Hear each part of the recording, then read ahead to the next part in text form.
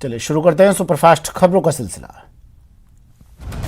मुख्यमंत्री का 30 मार्च को चुनावी दौरा। प्रभारी महासचिव अजय माकन प्रदेश कांग्रेस अध्यक्ष गोविंद सिंह डोटासरा और सचिन पायलट के साथ करेंगे तीनों विधानसभा क्षेत्रों का दौरा। प्रधानमंत्री नरेंद्र मोदी के बांग्लादेश दौरे का आज दूसरा दिन। पीएम आज बांग्लादेश के खुलना जिला के ईश्वरपुरा गांव के जशोरेश्वरी काली मंदिर जाएंगे और ओरकांडी मंदिरों में दर्शन करेंगे। 2 दिवसीय बांग्लादेश के दौरे पर पहले दिन पीएम मोदी ने एक कार्यक्रम में कहा कि बांग्लादेश की आज़ादी के लिए संघर्ष में शामिल होना मेरे जीवन के भी पहले आंदोलनों में से एक था। मेरी उम्र 20 से 22 साल रही होगी जब मैंने और मेरे कई साथियों ने बांग्लादेश के लोगों की आज़ादी के लिए सत्याग्रह किया था।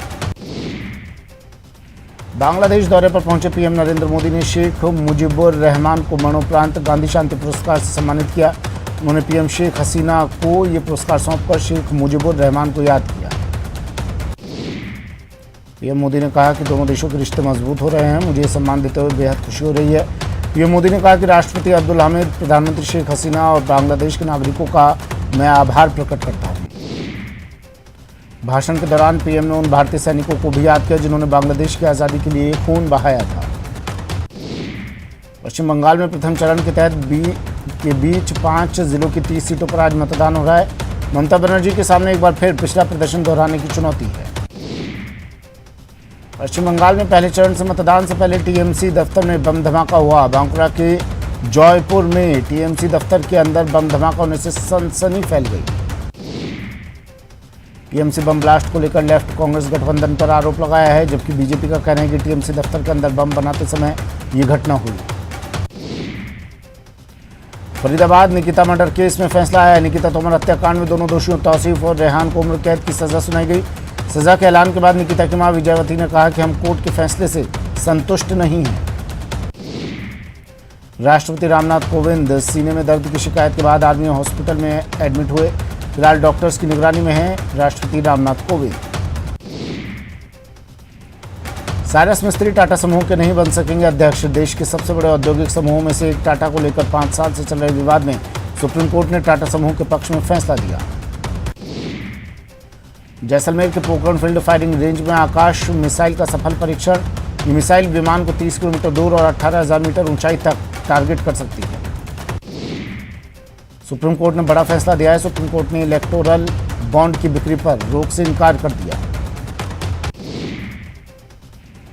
25 अप्रैल को महावीर जयंती पर रीट परीक्षा को लेकर राज्य सरकार की ओर से गठित कमेटी ने रिपोर्ट सौंप दी है। शिक्षा मंत्री गोविंद सिंह डोटासरा ने बताया कि इस मामले में कमेटी ने रिपोर्ट सौंप दी है। प्रदेश सरकार ने फेस्टिव सीजन को लेकर बड़ा फैसला लिया है। पहले जहां होली और शब बारात को सार्वजनिक स्थलों पर आयोजन की रोक थी, अब सरकार ने रोक हटाते हुए सार्वजनिक स्थलों पर 28 और 29 मार्च को आयोजित सशर्त अनुमति दे दी है।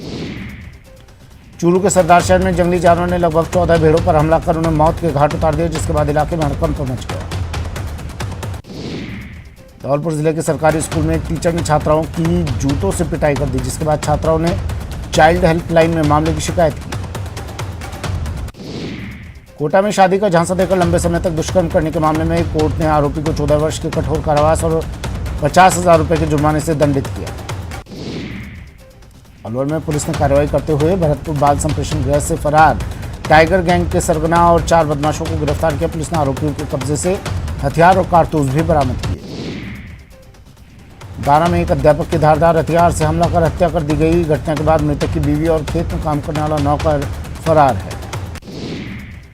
सीकर के नेशनल हाईवे 65 पर 3 वाहनों की आपस में भिड़ंत हो गई। हादसे में 4 लोग गंभीर रूप से घायल हो गए। चूरू के चौधरी हॉस्पिटल के सामने एक जीप ने बाइक को टक्कर मार दिया। हादसे में बाइक सवार गंभीर रूप से घायल हो गया।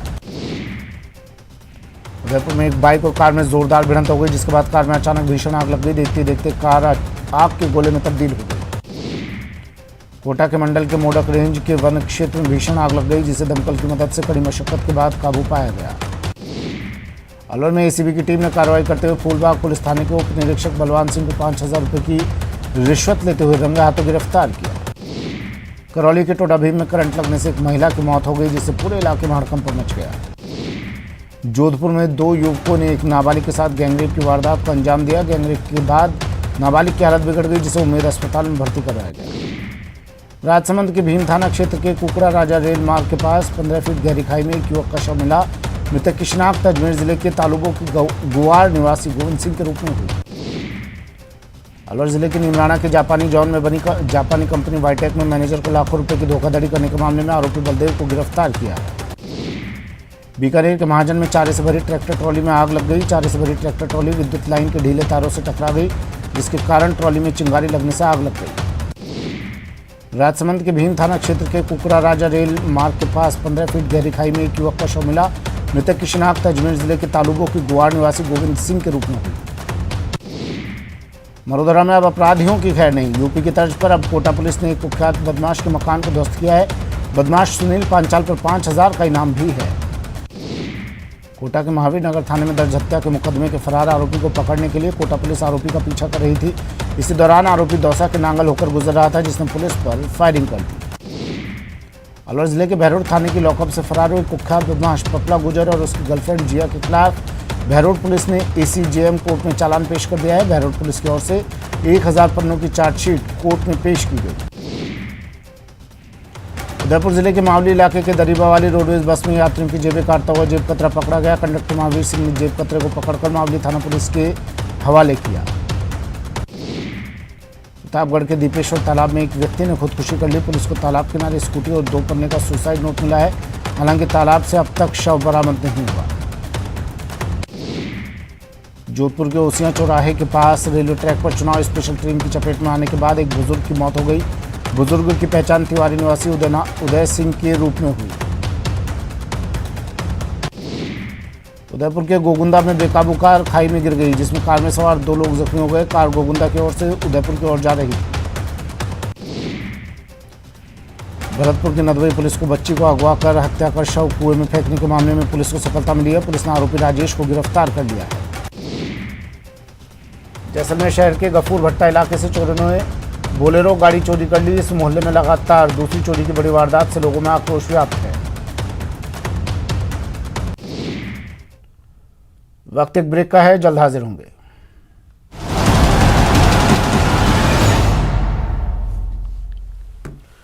ब्रेक के बाद स्वागत है आपका और चलिए फिर से शुरू करते हैं सुपरफास्ट खबरों का सिलसिला।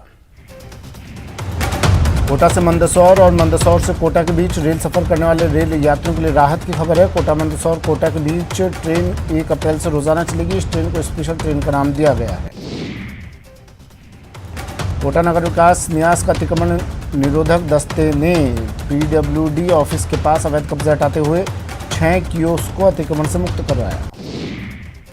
चूरू में शुक्रवार को किसानों ने भारत बंद के तहत रेलवे ट्रैक पर प्रदर्शन किया और केंद्र सरकार के खिलाफ जमकर नारेबाजी की। चूरू के नगरश्री में होली के मौके पर हंसो हंसाओ कार्यक्रम का आयोजन किया गया, जिसमें कलाकारों ने हास्य रस से भरपूर चुटकुले सुनाकर श्रोताओं का मनोरंजन किया। चूरू के सुजानगढ़ में कांग्रेस की नामांकन रैली और CM अशोक गहलोत की सभा की तैयारियों को लेकर बैठक हुई, जिसमें चुनाव प्रभारी डूंगरराम गैदर ने कार्यकर्ताओं को संबोधित किया। श्रीगंगानगर में सहकारी उपभोक्ता भंडार लिमिटेड की वार्षिक साधारण सभा की बैठक वर्चुअल तरीके से संपन्न हुई। फोन टैपिंग मामले में एक बार फिर सियासत गर्म हो रही है। UDH मंत्री शांति धारीवाल ने भी आज कोटा में मीडिया द्वारा फोन टैपिंग मामले में दिल्ली में हुई FIR पर पूछे गए सवाल पर फिलहाल किनारा कर लिया है। कोटा के उद्योगनगर थाना क्षेत्र में बीमारी से पीड़ित बुजुर्ग के गलत दवाई खाने के कारण मौत हो गई। श्रीगंगानगर में शुक्रवार को भारत बंद के दौरान लोक परिवहन बसों का संचालन नहीं होने से यात्रियों को परेशानी का सामना करना पड़ा। करौली में डांग विकास संस्थान करौली की ओर से जरूरतमंद परिवारों को खाद्य सामग्री किटों का वितरण किया गया। कोटा में मौसमी बीमारी की रोकथाम को लेकर आशा सहयोगिनियों को ANM ट्रेनिंग सेंटर में प्रशिक्षण दिया गया। फोन टैपिंग मामले ने फिर राजनीति गरमा दी है। भाजपा और कांग्रेस आमने सामने फिर से हो गई है। नेता प्रतिपक्ष गुलाब चंद कटारिया ने PCC चीफ गोविंद सिंह डोटासरा पर जमकर निशाना साधा। फिलहाल इतना ही, दीजिए इजाजत, नमस्कार।